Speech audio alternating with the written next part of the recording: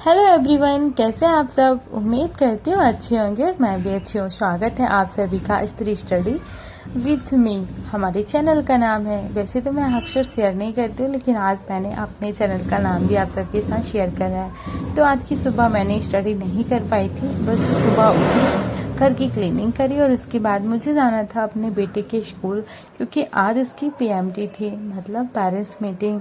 तो parents meeting में गई और उसका रिजल्ट लेके आई। तो मैं पिछले जो 6 मंथ का एग्ज़ाम था उसके मार्क्स मैं यहाँ पे छिपा रही हूँ। पता है क्यों?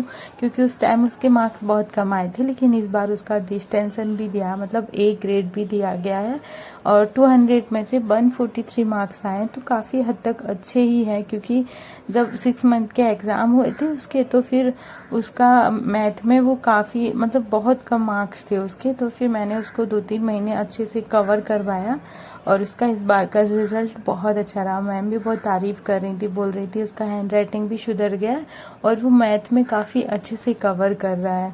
तो बस मैं भी देख के खुश हो गई थी और मैम की बातें सुन के भी थोड़ा सा खुश हो गई थी। आके घर पे बस खाना पीना बनाया, बाकी सबको खिलाया।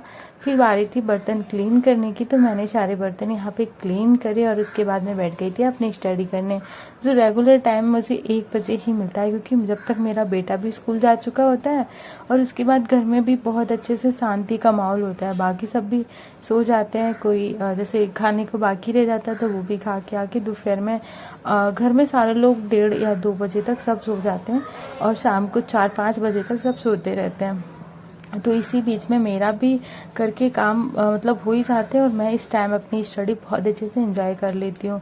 तो आप लोगों को मैंने बताया था आज है 8 मार्च और आज का ही ये ब्लॉग है। कल मैं जाने वाली थी एग्ज़ाम देने अपना आरपीएफ का, लेकिन मैं नहीं गई, तो उस चीज़ के लिए मुझे थोड़ा सा बुरा भी लगा था।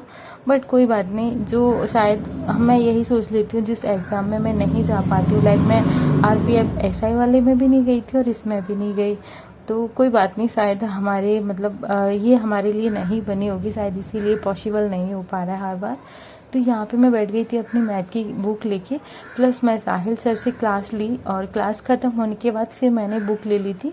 तो मैं बुक से रिवीजन कर रही थी, जिसकी मैं क्लास लेती हूँ उसको तुरंत ही रिवाइज कर लेती हूँ, रिवीजन कर लेती हूँ उस टॉपिक को, तो वो याद रह जाता है। आप कभी भी कोई भी क्लास लेते हैं तो मुझे लगता है कि हर क्लास ख़त्म करने के बाद उसका रिवीजन कर लेते हैं तो वो काफ़ी हद तक हमें मतलब समझ में आ जाती क्लास।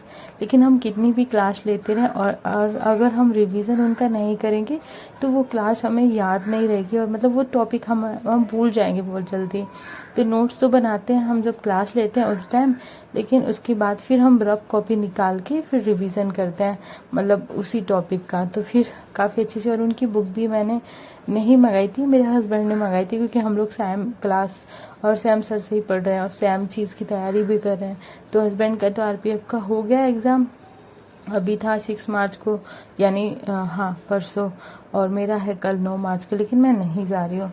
तो उस टाइम मैंने सोचा था कि मैं चली जाऊँ। आज भी ये बोल रहे थे हस्बैंड, चलो ठीक है मतलब लोकल टिकट ही ले लेते हैं और चले जाते हैं। फिर मैंने भी कहा ठीक है चलते हैं, पर फिर नहीं मतलब हो पाया कि ओम का भी आज एग्ज़ाम है, वो उसको भी भेजना है स्कूल, फिर घर में भी कोई नहीं, तो फिर नहीं हो पाएगा, मतलब फिर कैंसिल ही है, मतलब मैं कल का एग्ज़ाम नहीं दे रही हूँ। तो मतलब ये चीज़ बोलने में भी बहुत ख़राब लगती है कि भाई एग्ज़ाम है और तुम देने नहीं जाओ, पर कोई बात नहीं।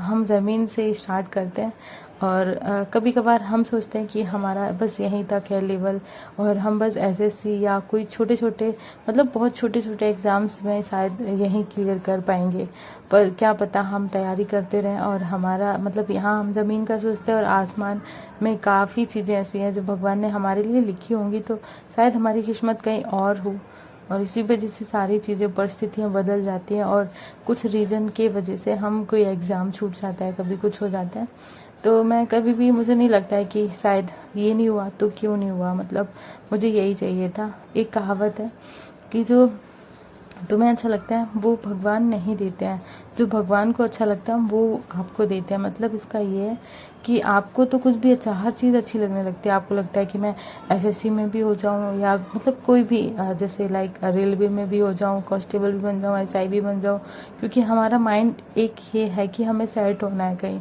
लेकिन भगवान वही आपको देंगे जो आपके हित के लिए, आपके लिए सच में बना हुआ है, और जिसके लिए आप काबिल हो तो वही आपको मिलेगा। तो मेहनत करते रहेंगे तो जो मेरी किस्मत में होगा वो मुझे मिल ही जाएगा। कोई भी डायरेक्शन से मिले, कोई भी तरीके से मिले, कहीं से मिले, पर मेरी किस्मत में होगा वो मुझे आराम से मिल ही जाएगा। सो मैं बस अपनी किस्मत पे भी बिलीव करती हूँ, पर कभी कभी मैं अपनी मेहनत पे भी बिलीव करती हूँ। हाँ, मैं मेहनत कर रही हूँ, कंटिन्यू मेहनत कर रही हूँ, मैं गैप कर लेती हूँ बीच बीच में, और यही रीज़न है कि इतना टाइम लग रहा है। 1 साल कंप्लीट मैंने स्टडी करी है। 2024 में मैंने स्टार्ट करा था, हाँ लगभग 2023 अगस्त में स्टार्ट करा था, और 24 तक कंटिन्यू रही। और उसके बाद अभी भी ये 25 के भी पूरा मार्च निकलने ही वाला है। 8 मार्च हो गया, मतलब निकल ही जाएगा, पता भी नहीं चलता कब निकल रहा है। तो ऑलमोस्ट 1.5 साल जैसे हो जाएंगे, पर फिर भी अभी तक कुछ नहीं हुआ। कोई बात नहीं, कभी तो होगा, लगे रहेंगे, मेहनत तो कर ही रहे हैं, तो कभी ना कभी तो कहीं ना कहीं कुछ तो होगा किस्मत में। मैं ये सोच के अपनी मेहनत लगातार करती रहती हूँ। टारगेट मेरा एसएससी है हमेशा से, और हमेशा ही रहेगा। प्लस में मैं एनटीपीसी, बीच में आरपीएफ की भी तैयारी कर रही थी, तो क्योंकि सब सेम ही सिलेबस है, मैथ सेम है, रीजनिंग सेम है, जीएस सेम है, तो मुझे लगता है मतलब इस लेवल की जो भी एग्ज़ाम है वो मतलब देती रहती हूँ मैं। और एग्ज़ाम में काफ़ी टाइम से नहीं, मैंने एसएससी का दिया था, एसईजीएल का 24 वाला, और उससे पहले भी मैंने कई एग्ज़ाम दिए हैं, पर ये 2 एग्ज़ाम मेरे फर्स्ट बार ऐसा हो गया, मैंने दोनों आरपीएफ के एग्ज़ाम नहीं दे पाए, एसआई भी, कांस्टेबल का भी। बट कोई बात नहीं, चलो अभी अपना, फिर मैं जाके दोपहर में सो गई थी, और थोड़ा सा रेस्ट भी करना था, बाल में थोड़ा सा ऑयलिंग भी करनी थी, तो बस ऑयलिंग वगैरह करके आ गई। फिर मैं वापस आ गई थी अपनी स्टडी करने, क्योंकि शाम के टाइम मुझे अपना बस वीडियो थोड़ा सा जो था उसको भी अपलोड करना था, आप लोगों के साथ शेयर करना था, तो बस उसको भी एडिट करा। और अभी बज चुके हैं समथिंग कुछ, तो बस मैं जा रही हूँ अभी अपना ब्लॉग एंड करने यहीं पे, और आप लोगों को मिलती हूँ कल न्यू ब्लॉग के साथ। और अभी बज चुके हैं लगभग शाम के 5, जब मैं स्टडी कर रही थी, और अभी मैं जस्ट आप लोग के साथ अपना वीडियो भी शेयर कर रही हूँ।